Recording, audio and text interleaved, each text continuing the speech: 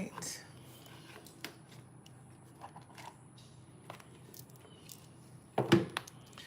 Trying to give the algorithm a moment to do the algorithms.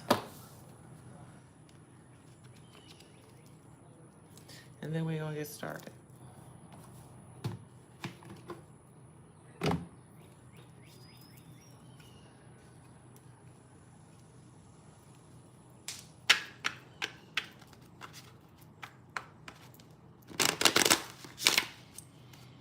Good morning.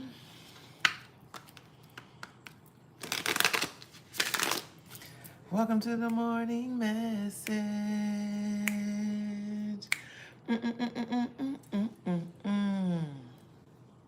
We out here. Welcome to the morning messages, y'all. My name is Allah-mi Basheer, intuitive self-mastery coach. If you know, you know, and if you don't, you're welcome. Welcome.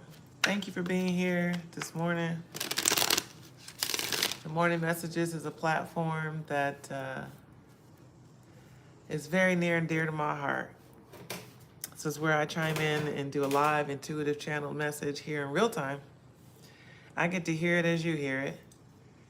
And usually it's a really divine intervention and blessing.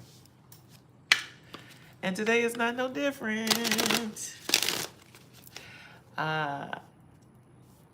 Again, I'm hearing the messages in real time with you.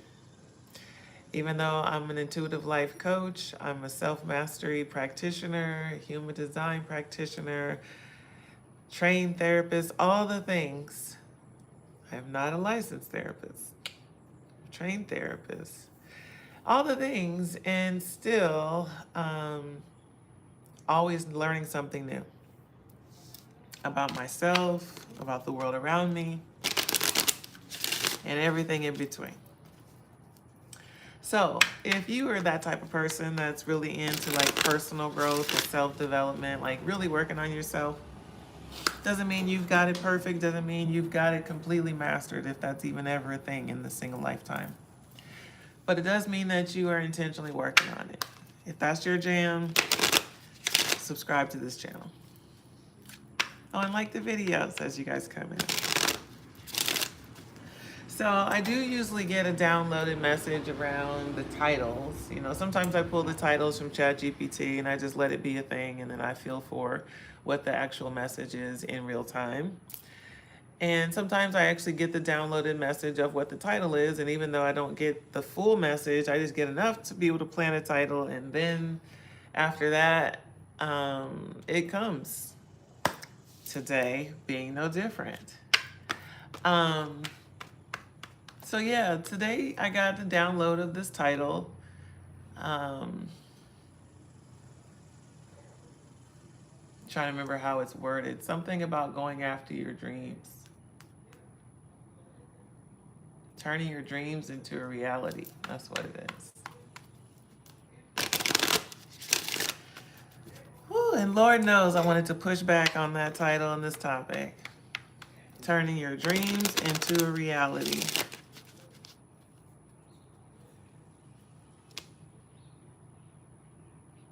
It's one of those days for me today where that's a heavy topic.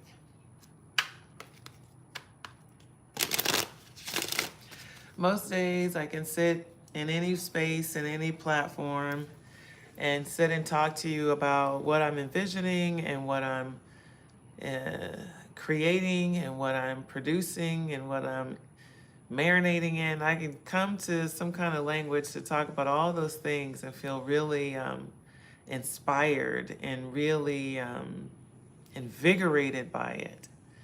And today feels a little bit different. Okay, it doesn't mean I'm not those things, but it does mean that it's not that alone. You know, when you talk to people about being ambitious, having goals and desires, creative visions that you want to bring into real life and into real form, it takes a lot of really intentional, sustainable energy to hold a vision for a long duration of time.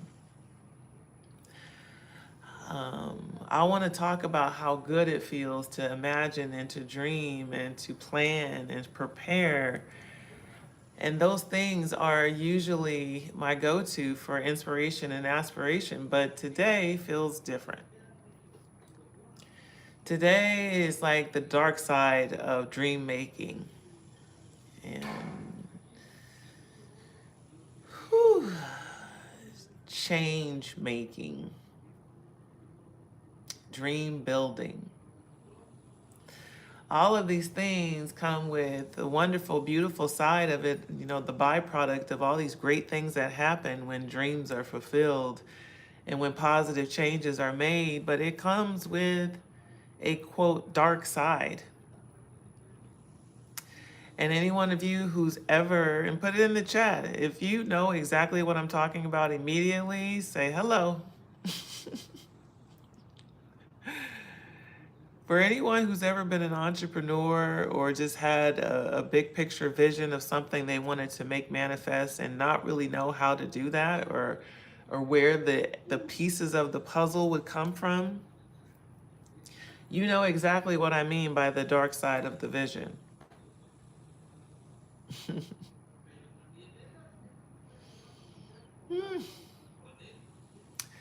And the energy feels heavy, although it's like I've moved through it, but now I'm going back to it for a second. When I say I moved through it, I woke up this morning with feelings of the dark side of the vision, which means that I woke up very much in my human self feeling burdened by the responsibility of the mission and not the actual work of helping people, supporting people, providing for people, but trying to create a stable foundation for my own life while I focus on those things.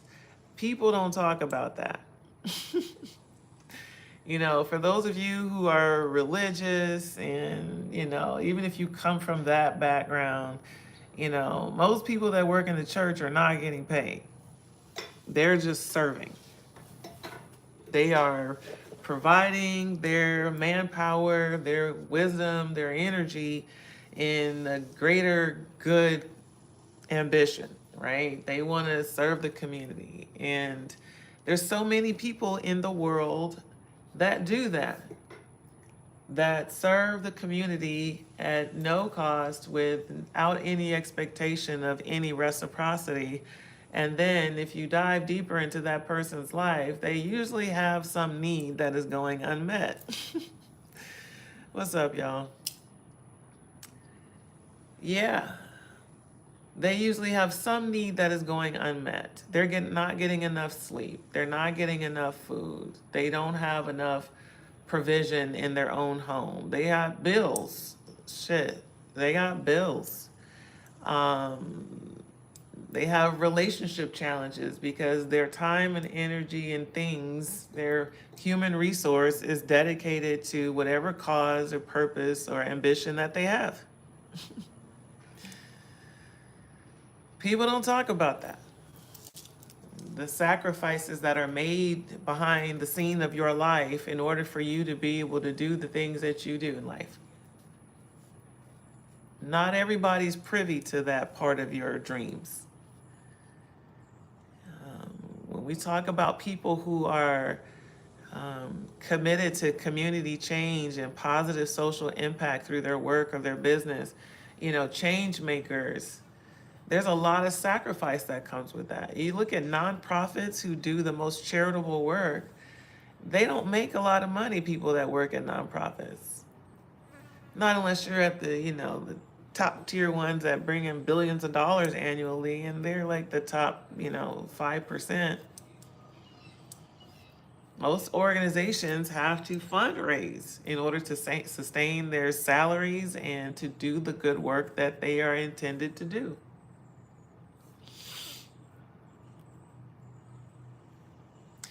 So, I'm feeling led to be more transparent even in my own life. It is with great pleasure that I do the work of serving my community, and it also comes at great sacrifice. Sleep, Right. Not to say I would be asleep right now. I'm in Central Standard Time right now, so it's a little bit later for me to do the morning message. But typically it is at 8 a.m. my time when I'm hosting these sessions 5 days a week at no cost monetarily. And I love that for us. I love that I get to spend this time and hold this space and see these revelations unfold in real time. I love that.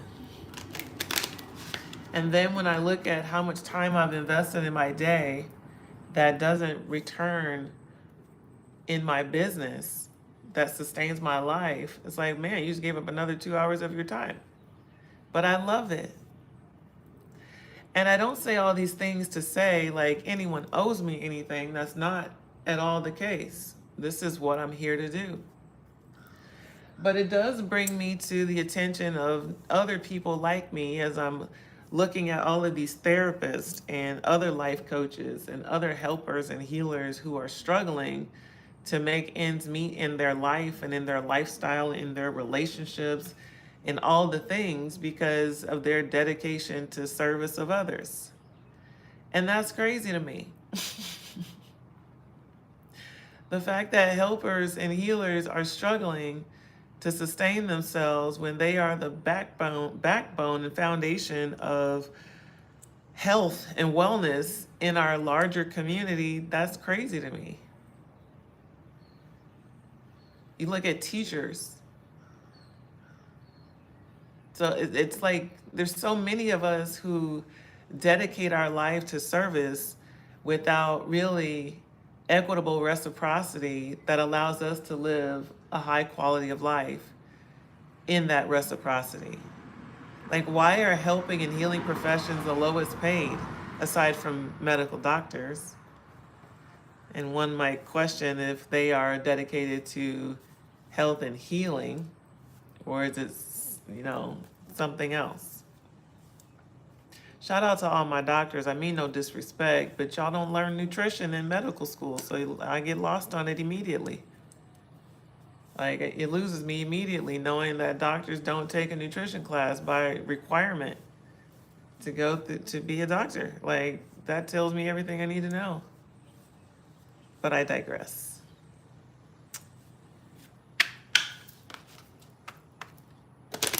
So these are the dark sides of building a vision. They want me to say building a brand, but my ego mind wanted to pause on brand, because then people get distracted as in about capitalism, okay? But what a brand does is it creates a marketing awareness. That's why people do branding, is because they want the market to be aware of who they are and what they do. Okay, so yeah, I don't know. It's clarification. All right. Anywho, so I feel like today's message is leaning into what they're describing as the next generation of entrepreneurs. Okay, and I love this because this is in alignment with what I honestly believe as well as I'm channeling this message. This next generation of entrepreneurs are going to be more dedicated to social impact. Okay. Like the youth of today and the young people of tomorrow, all these folks that are maturing in this season of generation. So we're talking 20 to, they're showing me 20 to 50. And it's like something that happens after 50, you start slowing down, you're not trying to do too much, but before 50, you still might have a little bit more mojo. So between the ages of 20 and 50, it's like these are the social change generations, okay? These are the people who are going to contribute to social change, okay? And it doesn't mean that folks on the outlier, that more mature people won't, but they will contribute in a different way, okay? It's like legacy leaving, okay, when we start talking about matures, but they want me to focus on this 20 to 50-year-old population, okay? It's not even 21, it's 20, okay? So it's like this new generation of entrepreneurs are not just going to be building businesses for the sake of building profitable businesses, okay? They're going to be building businesses that create change in the world, okay?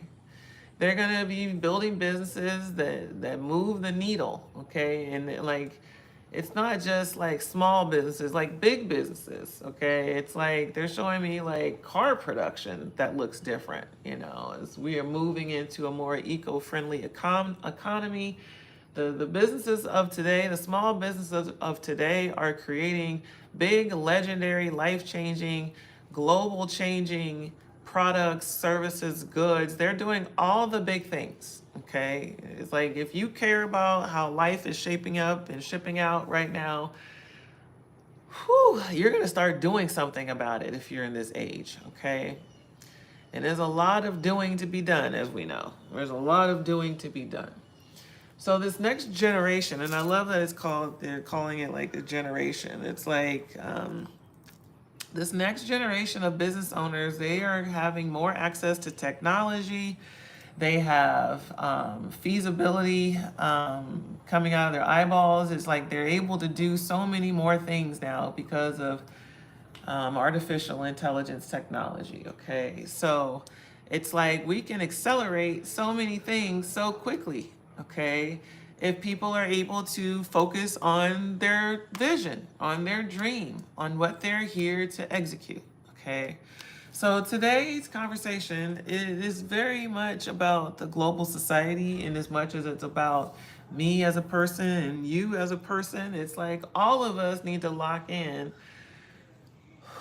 on this concept and this idea because we all have a different role to play, okay? So as we talk about the new generation of entrepreneurs and the dark side of dream building and change making, like this conflict of interest is what I'm hearing, okay? This conflict of interest of focusing on making money while also trying to serve. I attest to that. It feels like that very often. It feels like a conflict of interest. It's like the soul self in me wants to serve and the human side of me wants to survive. So there's a conflict of interest there, okay? And so there's a lot of energy around everybody finding where they fit in, okay? I love that this message is coming through as a channeled message because in all transparency, this is actually a conversation I was having with Victoria a couple of days ago. And it's coming through, things have to sometimes come through me as a channeled message because it's like my ego mind finds reasons not to say it or not to go there or not to talk about it. So then spirit ends up kind of like literally just forcing it out of me through these unconscious channelings. So anyways,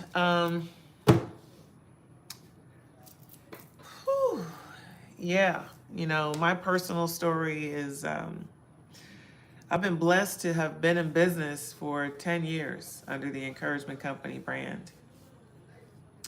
And even when I say that out loud, that is crazy, for lack of a better word. It is amazing, astounding, as someone who thought she could never do it and sustain it for this long. And it's really important, I guess, that I remember that in this moment because very often I forget it's been this long. And when I do remember it, it usually is from a self-judgment and self-criticism perspective of what I haven't done and what still needs to happen. But in the rare moments that I can take a moment and stop and remember for a moment that this is year 10. September of this year will make 10 years in business. And I needed to remember that today. Yeah, I needed to remember that today as I'm in the moment of it. Entrepreneurship has highs and it has lows, and I'm in a low right now. And to remember that this is year 10 is just the inspiration I need to remember to just keep going forward. Like, don't stop, don't reroute, don't do anything different. Keep serving, keep offering things for free, keep showing up, keep doing the things until it doesn't feel resonant anymore. So this is year 10. Whew. And I know so many folks who are dream builders and who really in the seat of their soul know that they're here to create change in the world, but they won't give themselves permission to pursue it because they don't want to have the lows. They don't want to suffer in the silence of a low, which is what many of us, if not most of us, nearly all of us do as entrepreneurs. We suffer in the silence of a low. Anybody who's been in business of any kind for any length of time knows what I'm talking about. It's a natural part of a business to have an ebb and a flow, seasons. So this season is presenting itself to be a financial challenge for me personally, which is why you see me pivoting and how I'm using my energy so that I can use my energy in more strategic ways. And not to say that there isn't strategy behind this. Showing up to support is the strategy. Um, but yeah, in pound for pound and how much energy I have to spare, I have to be intentional about it. So, um, yeah, the dark side of being a visionary.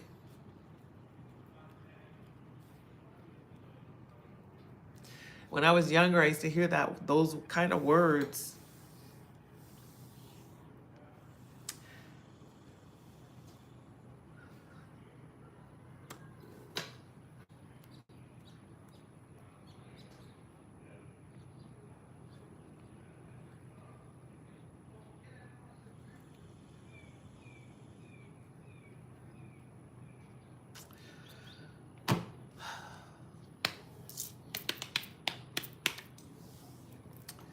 Okay.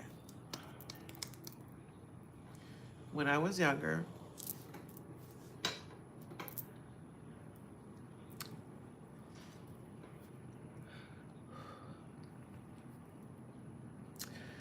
I grew up in a working class family.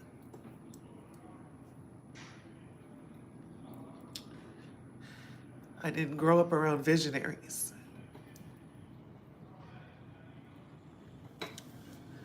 So excuse me. So in many regards, I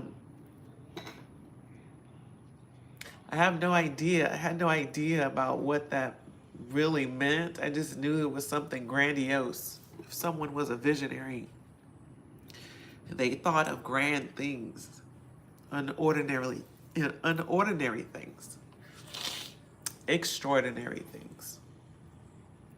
I didn't really have a lot of examples of that in my childhood, in the community that I was raised in. People were just doing what people did, to survive or just to thrive in whatever mediocre way that they were doing it. That this is, and this is no disrespect. This is just the socioeconomic class that I grew up in, and the representation that I did or didn't have. So to get to my more mature age and really have a vision, to really have a vision. And some parts of that vision have been made real, no doubt about it. Like I'm living in part of this dream right now, talking with you all, having amazing experiences just through the internet of meeting people, connecting with people, investing in people, having people invest in me. I mean, with my whole chest, I'm an international life coach and intuitive reader. I mean, not through my volunteer service, but through paid service. That is the realization of a dream. And I'm not talking about just like one other country besides the US, like at least 10 countries where I've done paid readings. Like that's the realization of a dream.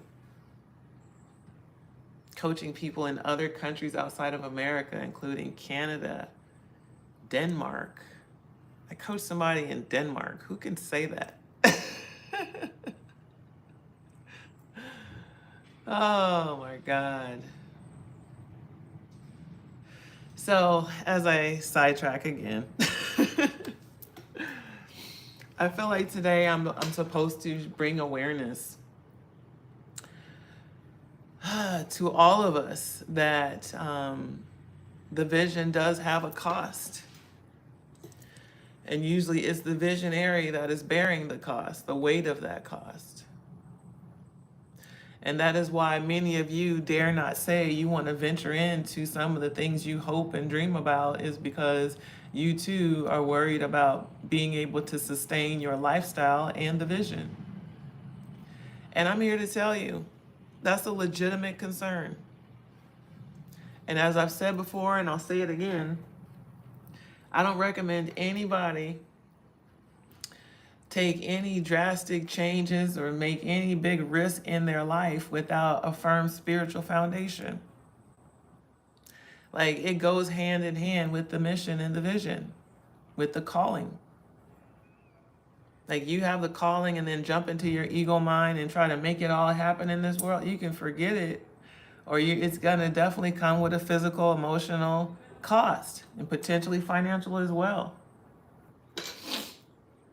And even as I sit here right now, low-key complaining about what I don't see that I want to see in my life right now, I'm also standing here with clear confidence that every single need that I continue to have will continue to show up, because that's a part of it too. So the angst isn't even in the provision if you're following a soul-driven calling, a purpose-driven calling. It's not even if the resources will be there, it's the self-regulation it takes in the meantime while it comes in. That's the part that requires a spiritual foundation. It's holding that level of faith and trust. And dare I say, delusion. Because for all intents and purposes, you're believing in something you can't see, but you know to be real. And it's not a pipe dream. It's not my imagination. I got receipts. Too many to count. Receipts, paid in full.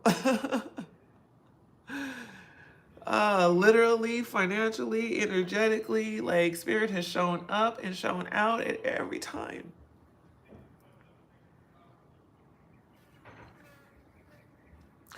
But people don't talk about this part of the process. And instead, we usually do suffer in silence. Yeah. But I guess not for me today. And I hope this gives many of you permission to let it be known what your need is. Whether it's social, emotional, you just need some support, you just need a friend, need somebody to listen, so you can keep going toward the big vision. Whew. Whether you need help, you need manpower, you need labor, so you can keep going toward the big vision. You need technical skill development. You need to go back to school, take a course, a workshop. Like, make it be known what you need to move the needle forward. And of course, if you need finances, all of these, by the way, are very difficult for me. It'd be hard for me to ask people for stuff because it's been my experience that it's come with a cost. It's come with some degree of cost.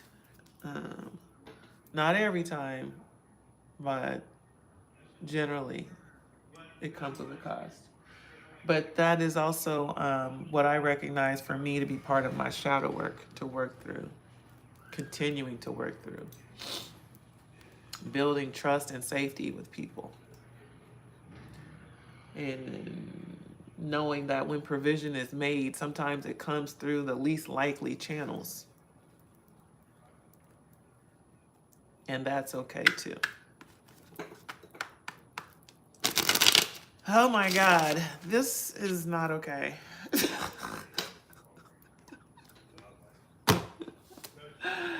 Oh my God, this is not okay. Let me drink some water. Y'all give me some hearts. I need some love. Like the video or something. I just need to know somebody's present. You don't have to talk if you don't want to, but just say something. Thank you.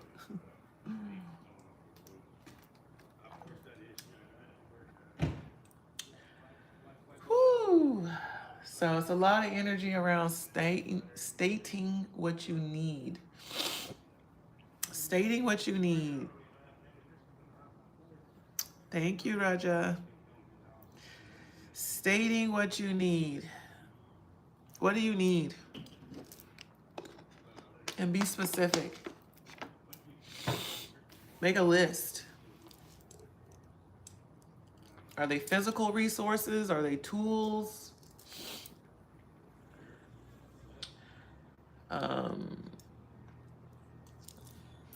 Is it merch? Is it plants, seeds? What do you need?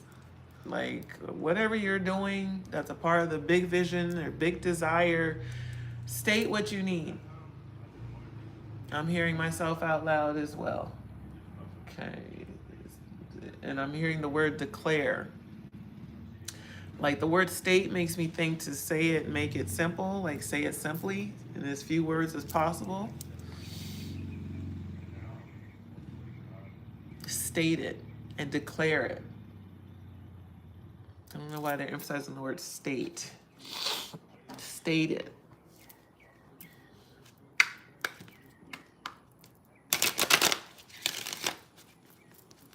So for some of you, it's like a desire to travel. There's a desire to travel. So like state where you want to go. Declare where you want to go. Okay. If you want to do the work some other region that you're not in, you don't know how you're going to get there, how you're going to sustain it, like declare where you want to go. Okay.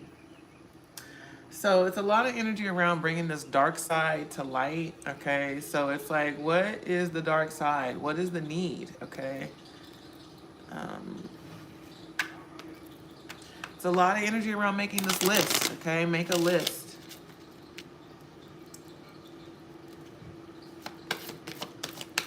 It's like make a list and then start to identify who could help you with the need. Okay?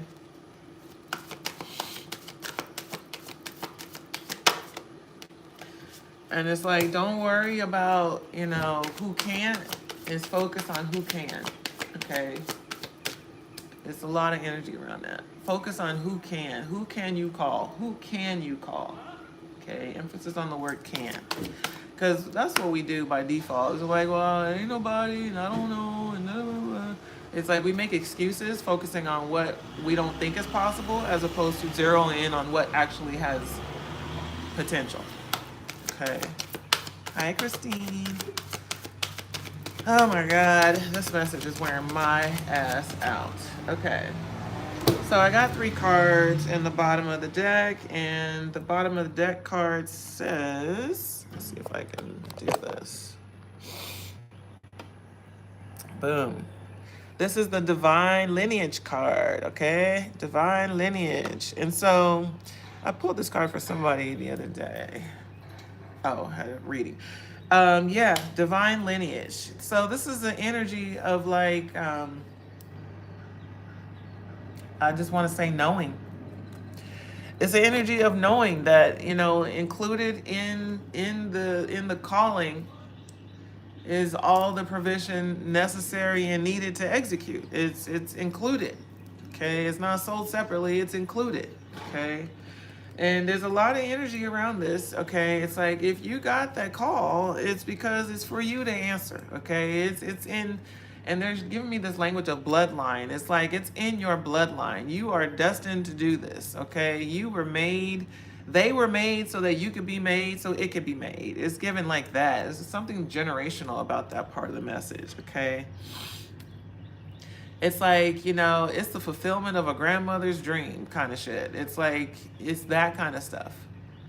You were made for this, Okay, whatever is calling to you, whatever whispers to you at night that tells you what you could be doing or how you could be performing or what you could be experiencing, or it's like for every time that you daze off into the whimsy of a daydream, it's like remember it's designed for you. It's not just an aberration. It's not an accident that you are feeling that desire. It's not a coincidence. It's not ironic, okay? It is divine, okay? It's in your bloodline for you to do this, okay? It's that's interesting. That's very interesting. I feel that personally as I'm hearing that. I feel that. I feel like I came from a lineage of warrior people. Like my parents were tough people. They came from tough people. It's like I was built for this level of resilience, okay? And as are you, okay? You're built for this. And it's like your ancestors are singing your praises every time you take a step toward it. It's like every time you lean into the calling, the heavens sing. It's giving that kind of energy, okay? Whatever heaven means to you, okay? It's giving that. So it is in your lineage, all right? But there's a need to cut the cords, okay, of some toxic thoughts. The ethereal cords, the ethereal cords card is here. It's given like, it's like there's, as much as you have inherited the assignment, okay, you also inherited the conditioning, okay? And what I mean by conditioning is like, just like in my own life, as I was talking about, my parents were working class people. They weren't big visionaries. They weren't taking a lot of big risks in intentional ways. Well, they might have been taking risks, but not in intentional ways, right? Not in collective conscious ways, like wanting to save the world and create impact and social change. Like that wasn't my parents' plight in life, okay? And so, the conditioning that I was experiencing or I was exposed to was just, do really average things. Okay. It's like you just do the basics. You don't do too much. It's just, you just want to sustain yourself, not necessarily build wealth. Okay. And quote, riches, whatever that means. Okay. That wasn't a part of my conditioning. So part of my journey, even in this season, is like, not just knowing that I'm deserving of insurmountable amounts of wealth. It's just knowing that I'm built for it. It's like knowing that I can do it. It's knowing that I do have what it takes, even though I didn't see the vision. It's like needing to cut the cords of small-minded thinking. Even in my visioning, I get back small, like, well, I was journaling this morning, having to like reintroduce myself to my own desires in life. It was like I was journaling like, why do I have to have the vision? Why me? Why me? Why does it have to take so long? Why does it always have to be something new every day? It was a lot of why. I'm not even, I don't have any experience with this. Like, my self-talk goes ham sometimes, and I let it go. Because I know, even when I was talking to Vic about it, I was like, I know, just like always, I'm going to let myself vent, let my human side get all this shit out, because that's how my human really feels about it.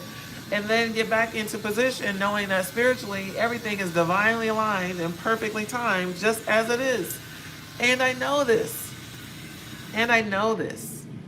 But it's like 51st dates.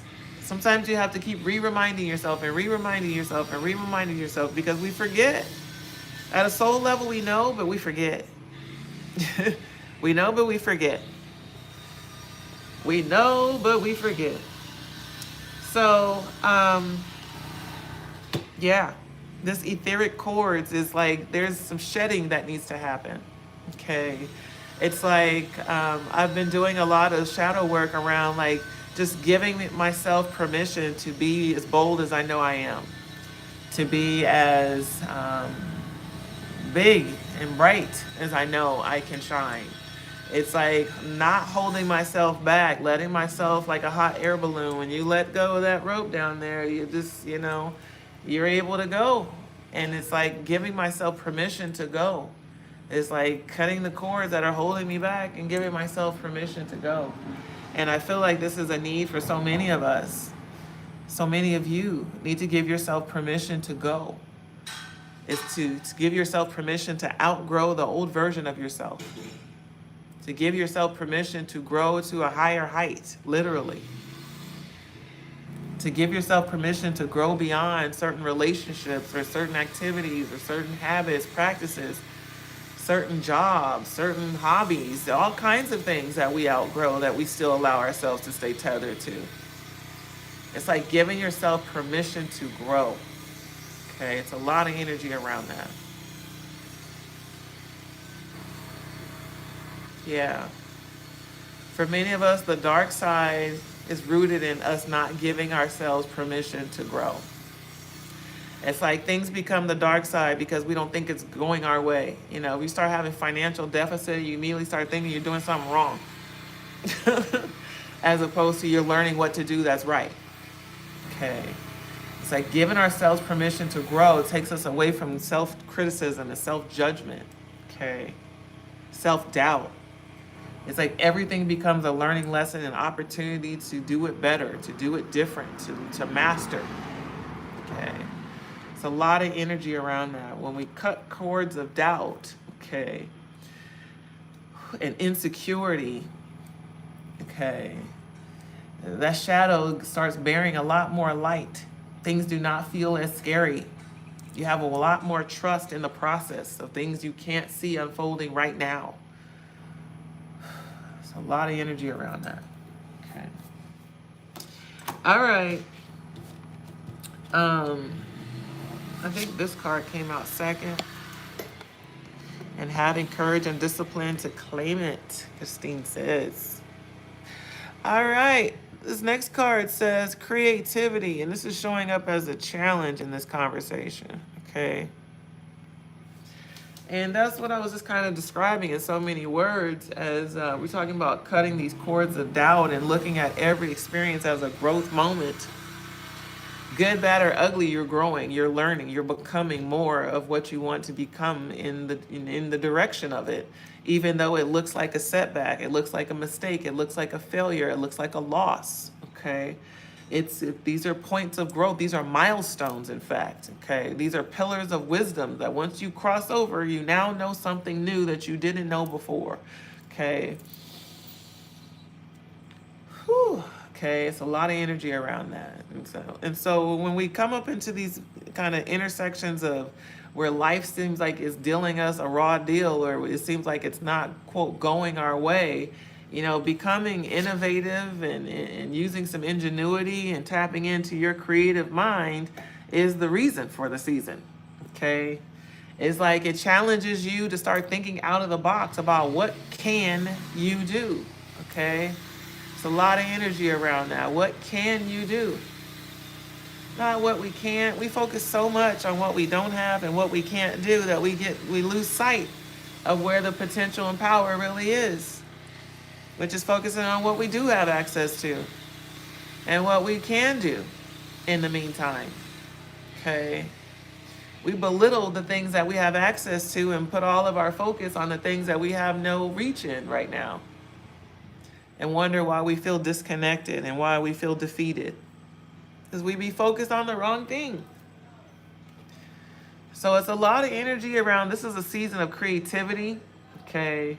It's a season of everybody. Again, this next generation of entrepreneurs are social impact entrepreneurs, developing businesses and brands that are committed to solving social problems, okay?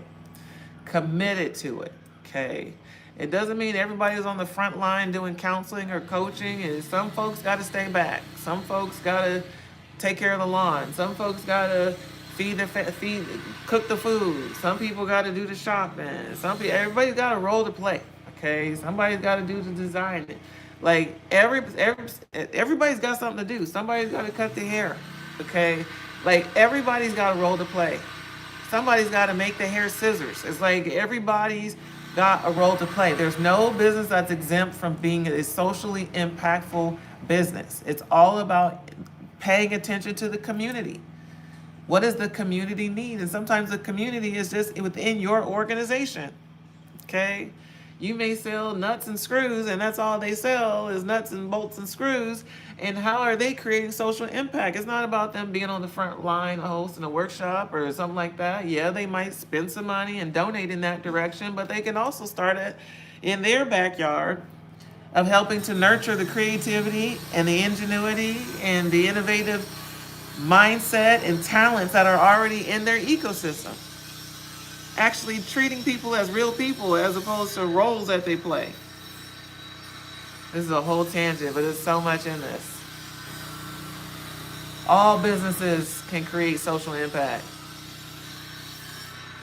even if they don't deal with the public. Starts at home, within your own organization, creating impact within the community of your own organization.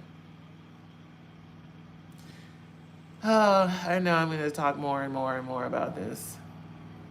I feel like I'm already doing this part, and that's part of my, quote, frustration, as I'm just being transparent, is I'm starting with my community, I'm serving my community, I'm showing up for my community. I'm doing these things, and I'm not going to stop doing these things. Whew. Just had a revelation. Interesting. All right. Sorry. I'm sorry. It's kind of rude to have a part of the conversation where it seems like I'm leaving you out, but I feel like that's for me. Okay, love you. Creativity. It's for us to get more creative. It's for me to get more creative in this season. Yeah. It's for me to get more creative in this season. It's for you to get more creative in this season. Remember the divine lineage? This is already done. This is in your DNA. It's for you to do. It's not even a question of whether or not the thing that's keeping you up at night and the thing that your soul really wants to do. It's no coincidence that that's happening for you. It's tugging on you to respond. And all the desires of safety and security and stability that our ego mind wants, it gets it. It just comes in a different package. I have stability. I have safety. I just told you I've been in business for 10 years. You don't be in business for 10 years not doing something right. Not having, not just ends meet, but outcomes be generated. Like people's lives have been changed for the better. So many of you have these same testimonies of how you have impacted people, and maybe even at no cost oftentimes. And yet you're questioning, do you have what it takes to do what you really want to do? And you already have the receipts that it can be done. But you're not paying attention because you didn't charge for it, or it wasn't a formal situation, or it just kind of happened that way. Okay. Woo! All right, it's a lot. It's a lot. Okay. So I'm also getting, for those of us who resonate with this need to be more creative, more growth mindset oriented when you're embracing your life and the ambitions in your life and the challenges that come with those ambitions. This energy of creativity, like they just keep giving me the word ingenuity. And I can't give you the formal definition for ingenuity. I know it means like to be adaptable, to create something that is new and adaptable to a current circumstance. Wow. Okay, messages within the message. So I'm receiving this, Lord. I get it. I got it. So I'll just say this publicly because this is, we're family. Yeah, I like serving for free. I do see where and oftentimes I get downloads around certain people that I must charge. And it's because typically they have a certain relationship with money that they're not willing to invest in themselves. So Spirit will make sure, like, you gotta, it'd be people I want to like do it for free because they're in the community or they fan, whatever. It's like, nope, you need to charge them.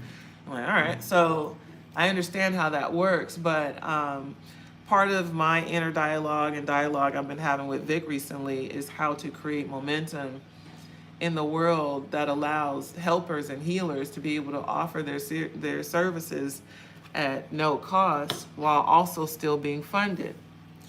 And there's a campaign that I guess I'm sharing publicly called Mental Health for All, which is really rooted in everyone having access to free mental health services through a collective crowdfunding in which each person donates $1 per month.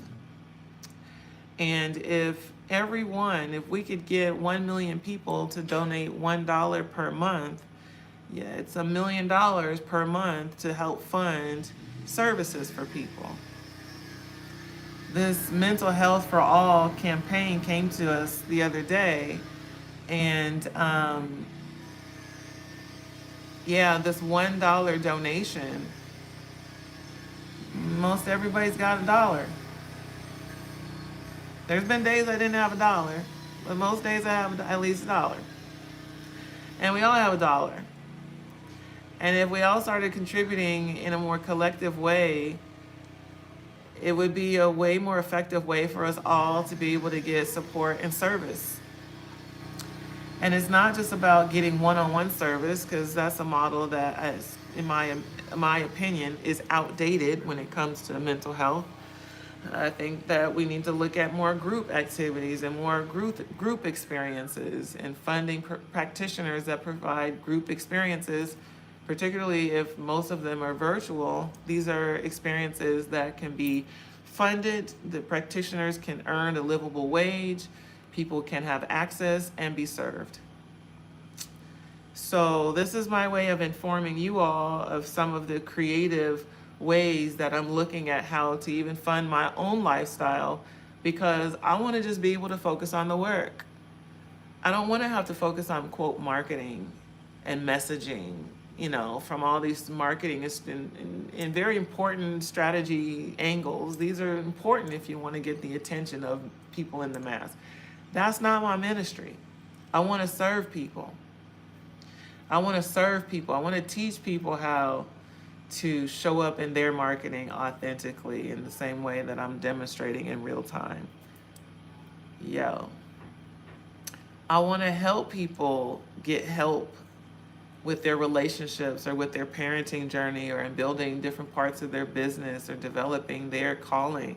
I want to help people do all of these things. I don't want to have to be worrying about invoices and whether or not things are flowing for me financially. I don't want to be thinking about that as an entrepreneur, as a social impact entrepreneur. I'm not out here making widgets and, decorative trash cans. I'm actually out here trying to help people keep their sanity and keep their families intact and build businesses that feel aligned and develop love partnerships that are mutual and respectful, healthy. That's how I want to use my time and energy. So I'm being led to be more creative in this valley. So are you. Okay. It's about thinking outside of the box. Okay. It's about thinking outside of the box. This is how you start turning your dreams into reality. This is a season of doing things different. This is not about doing things status quo and introducing what people are already familiar with. You got to bring something new and impactful to the conversation. Even if it's not even about mental health and wellness on the surface, things that make our lives more convenient and more efficient are things that also contribute to our mental health, right? Indirectly. If I don't have to take a bunch of time fussing and figuring out and doing all the things, and there's something that does it more expeditiously, I'm going to opt for that because it's saving me time, money, stress, probably. Okay. So a lot of energy around that. Um, last card for today.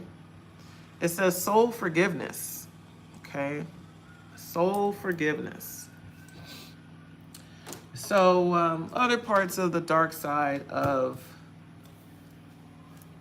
dream building and change making.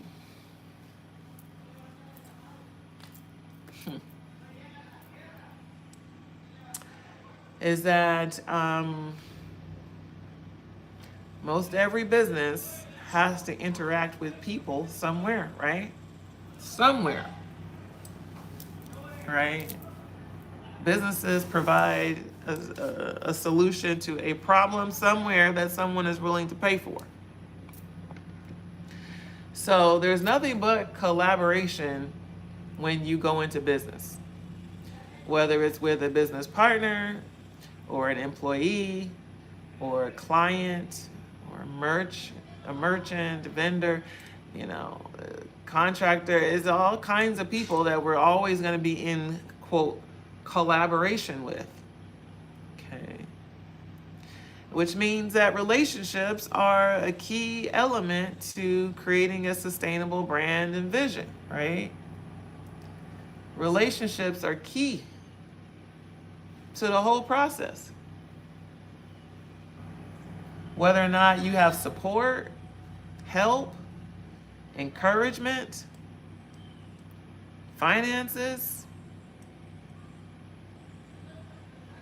you've got a lot of power within a business is found within the relationships within that business. And as we know about relationships, sometimes relationships can be very difficult. It doesn't matter if they're a peer or a subordinate, or it doesn't matter. It does not matter. Relationships can be very complex things to navigate. And for those of us who may have had some sour relationships along our way, which who can't relate to that, right? A relationship where you're disappointed or you become angered or offended or betrayed or taken advantage of or lied to or cheated on, or whatever the dynamic was that created a fracture in the dynamic of the relationship. We carry that history into business, we carry it into work, we carry it into our social life, we carry it into our vision. We carry it into our vision. If you have trust issues with somebody in your past, you're going to have trust issues with somebody in your future. You're carrying it with you. If you carry deep resentment for somebody in your past, you're going to carry that resentment into a relationship in the future.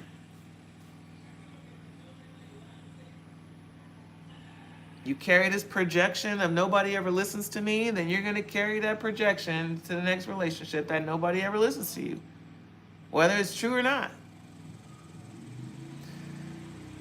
Whew. So the dark side of dream making and change making is really rooted in relationships and developing healthy and sustainable relationships. Relationships that are reciprocal, equitable. Okay. In order to achieve said utopia of being able to develop, maintain, and sustain healthy relationships, partnerships, employeeships, in order to be able to do this work, you've got to practice forgiveness. And it's not just I'm sorry on this, accepting I'm sorry on the top. You got to allow yourself to let it go, which is what happens in true forgiveness. You let it go. People will disappoint you in business, in your career, in your life. People will discourage you, okay? Without even trying to discourage you. They just think they're speaking the truth of something they know and not realizing they're pouring salt all in your problem. Going 10 toes deep in on what's not going to work and how it is a risk and how it is this and that and da da da da. And then we build this quiet resentment of they don't believe in me. You got to forgive that too. Okay. There's all kind of layers of relationship that we experience in business and in career and in change making and in dream building. It's like all of this visionary shit really does hinge on our ability to create sustainable relationships, because who's going to do it? Even if you're a manifesting generator, you're a person that, like me, can just create vision. You don't have the energy to create, to do all of the things in the vision. Vision means big. It's not a business, it's a vision. There's big shit here. So I don't know who else I'm talking to who needs to do this kind of level work so that you can step more into your calling with more confidence, with more safety and security, with more trust. But it's a lot of energy on needing to do some deeper forgiveness work. And what's funny about this is I'm putting it all together because I'm channeling, but I'm listening after the fact. Spirit keeps showing me that I need to do more forgiveness work.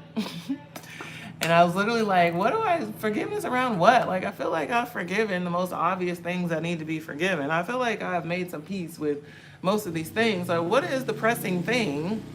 And so now I'm getting it. It's trust. It's the theme. It's not just the scenarios and the memories and the situations with people. It's the themes that I need to continue to do more forgiveness work around.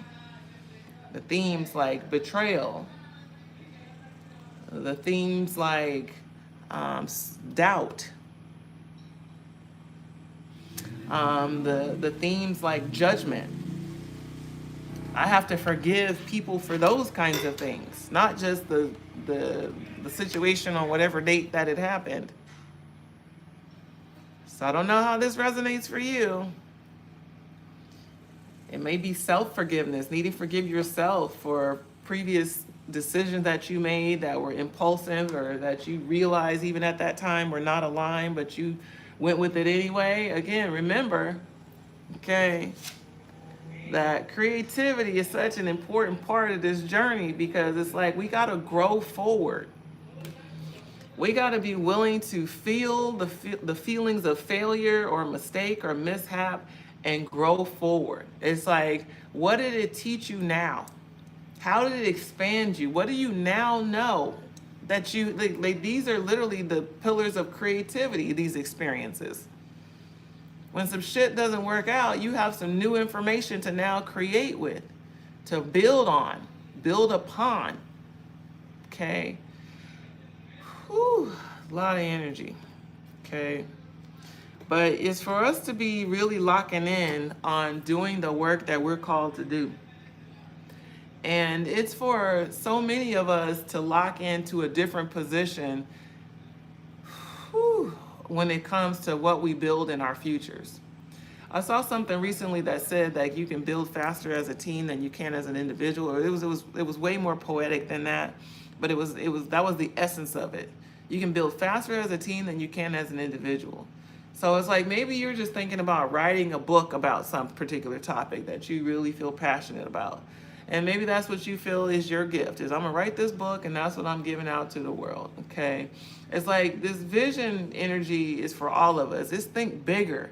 It's like, it's not just I wanna write this book and do this. It's like I wanna host workshops, or, you know, I don't know, it's bigger. Let me see if I can, hold on. It's like I want to partner with an organization that helps people like this so that I can, you know, not just hawk off my book to them, but they have this as a resource and tool because they have a bigger vision. So it's not like you got to host every scenario, but it's like make sure your contribution goes to something bigger than just what this small thing that you want to do, okay? I don't feel like I'm articulating that clear enough. I'm going to trust that it's doing what it's supposed to do. It's for all of us to develop a collective consciousness. It's for all of us to think bigger about the small thing that we're doing local in our own life. Who can I partner with to expand this vision or expand this mission? You know, expand this impact. Like that's how coalitions are built, is through partnerships, through aligned vision or aligned goals, okay? It's like two organizations coming together because they share the same target audience and the same mission, even though they're operating under different enterprises. It's that. It's like you may not even be a full throttle entrepreneur yet, and you're like, I'm thinking about starting my business, and it's like, and you can do that. Start your business, your LLC, whatever you're going to build, but then look at who you can partner with to move the momentum further. Okay, like this is what the new generation of social impact entrepreneurs are doing. It's they're learning how to collaborate. You know, this is where we got this language from. Is these influencers doing quote collabs? Okay, they know how to collaborate to get needs met, to fill the void. It's like we can all stand to learn from these people. They're getting quote brand sponsorships, but they're also getting exposure. Okay, now what they're influencing people to do, all that's debatable. Okay, but the mechanism is there. Okay, influencers and collaborations. Like we all need to become influencers that are impacting some bottom line in the community, something that actually moves the needle on something, and looking at who we can collaborate to do those things. It's a lot of energy around that. Okay, but we're built for this, kids. We just got to start thinking more outside of the box. I just got a few downloads this morning, and even in this moment of doing this channel message with you all. Whew, but what's resonating for you? What's inspiring you in these messages today? Name one thing that's inspired you, or one thing that you realize you need to do. It's like one point of accountability. Drop it in the chat before you log off this morning. What does this mean for you? When you think about any vision that you're wanting to build, any dreams that you have, any goals that you want to pursue that are purpose-driven. What did today tell you that you need to do different, or in addition, or stop doing? Like, what's the takeaway for you? It's a lot of energy around everybody having a takeaway. Well, it's like, don't just listen to me ramble and mumble for an hour, and then it's like, okay, going on with the rest of my day. What's the takeaway? What's the tangible thing that you need to move forward with? Okay. Is it knowing where to sow the seed of your dollar? My CashApp details are in the bio. That's where we're going to start. I'm not even going to apologize for it. It's got to start grassroots. If we want to create change in the world, we've got to support change makers. I am a change maker. Support me if it resonates. If it resonates. Anybody who feels like they got a piece of this puzzle that I just described today, please DM me. I would love to hear from you. Everybody's got a part. I'm just here talking about it. I'm not the one saying I'm in charge of it all and I'm going to take care of it all for everybody. Nope, we all have a part to play, myself included. To me, that's what creativity is showing me. And then go easy and forgive myself when I want to bail out of fear, feeling uncomfortable pressure. It's potential energy versus anxiety. Okay, I missed it. My reading, I'm sure, is off. I'm sure I skipped a word or two. Change requires and invites something new. So rather than feel the pressure by change, can I instead come from curiosity and imagination that feels so much softer? Yeah, as we should, honey. We should be coming. And thank you for saying those two words, okay? Because curiosity is so key. It's like, man, that's a whole show in and of itself to talk about our relationship to curiosity. So many of us had our curiosity killed by survival mode. We stopped being curious about life and we started just dealing with the hard X's and O's of the transactions of life. It's like we lost the whimsy. I said that word this morning on Threads. I was talking about this conversation being whimsical. Lies. This is far from whimsical until now. But that's the truth. It's like when we can really lock in on the fact that things don't have to be rigid and solid in order for us to feel safe and secure. Like that it's okay to kind of float in the imagination and the dream state of what could be possible. It's okay to be there. It's okay to be curious about, I wonder what would happen if this, or I wonder what it would be like if that. It's like bringing that back into life makes it fucking fun. It's like it gives us a little bit of a challenge, like, I wonder if I could do that, or if I could be a part of that, or if I could, in some way impact or influence that. It's like there's so many ways that we can contribute when we just get back to, if excuse, I was gonna say when we get back to our intuition, first of all, what feels right intuitively as opposed to what makes sense, okay? Whew. And when we can move away from this internal pressure. And it doesn't matter what you're pressuring yourself about. A lot of us pressure ourselves around finances. That is the number one thing that people focus on when we talk about, quote, success in life. It is finances. So I can't do anything unless it makes me money at the end of the day. We may have some hobbies over here, but somewhere in there, I got to have something that makes me guaranteed money. Because I can't focus on anything else until I solidify that. But what if that's solidified? What if you could have this, entertain me for a second, and the whimsy and the possibility. It's like, just imagine if there were resources for people like you who know you have a gift to be able to help, to heal, to serve, to connect, whatever it is that you do so well that serves people directly. What if you could do that and be supported? What if you could just focus on doing the work that you love to do for community and know that your financial needs, whatever they may be, housing, car, whatever the things that build up your life, that those things are met? Like, isn't that what we all want? And I think we all want it, and we're waiting for somebody else to create it. And so I'm just stepping out here on the leading edge of I don't know where to say that mental health for all as a campaign, if we could get everyone to sow a seed of $1 per month, and let's say we were able to get 2 million people to sow the seed of $1 per month. And of course, those who have more access can donate more, but it's so important that we all collectively contribute to the shift in the tides of all the problems that are plaguing us. Like, we all have a role to play. It's like everybody buys in with their dollar. And that doesn't mean that everyone is going to have a mental health need every single month and want to take advantage of a service every single day. But for those who need care, they can get it. And I'm just talking about 1 million people. Just think about people on social media who have hundreds of thousands of followers, and dare I say hundreds of millions when you start talking about like the Kardashian family as an example. Multiple people in their family have over 100 million followers. Over 100 million people.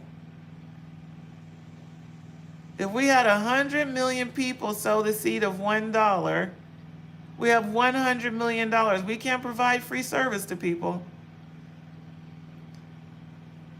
You see what happens when we do the math?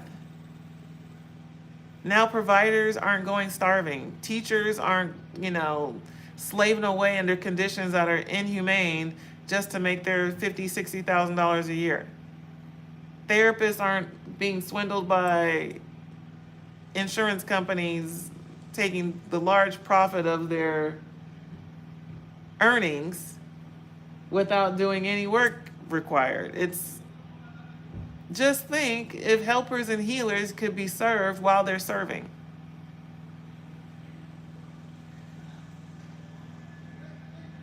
Just think. All right, I go now. This is what I'm working on. Anybody who wants to support this cause, who wants to contribute in any meaningful way, whether it's through a gift, a service, a donation, an idea, it's like all things are welcome. This is not just for me to do on my own. This is just an idea I'm presenting to the community. Mental health for all is the campaign. Let's hashtag mental health for all and it's a $1 donation. If you have a system by setting up these donations, let's do it. I'm not interested in doing anything in any kind of traditional way. Yes, things will be collected legally, effectively, and efficiently. But I am not wanting to go all the stereotypical traditional ways. This is a grassroots campaign. This is a grassroots movement for the people, by the people. And I know it can be done. I know it can be done. So I'm going to focus on what I can do. I encourage y'all to focus on what you can do. And I'm sure at some time in the near future, I'll be talking to some of you. And I welcome you to talk to me if it resonates for you and you got some ideas and want to contribute. And I know everybody has $1. And some of us have $100 million. I'm sure those funds are tied up in some other really insidious investment, because that's just kind of how it works when it's not for the people, by the people. But yeah, anybody who wants to sow a seed of $1, my Cash App details are in my profile, and my email address is in there as well. So hit me up if it resonates. Okay. All right. Love y'all so much. Just set your notifications so you can know when I'm out in these streets again. I'm just going to do this intuitively as it feels right. And yeah, no more, no less. Love y'all so much. Y'all be good, be great. Of course, go to begreateveryday.com. Oh, by the way, I still welcome a book service, okay? If you for sure resonate, don't hesitate, okay? This is not just about donation only. I do invite you all to take advantage of the services that we're offering even currently and presently, if you have the resources to do so, okay? Go to begreateveryday.com. Love y'all so much. See y'all soon. Have a great day, no matter what. Peace.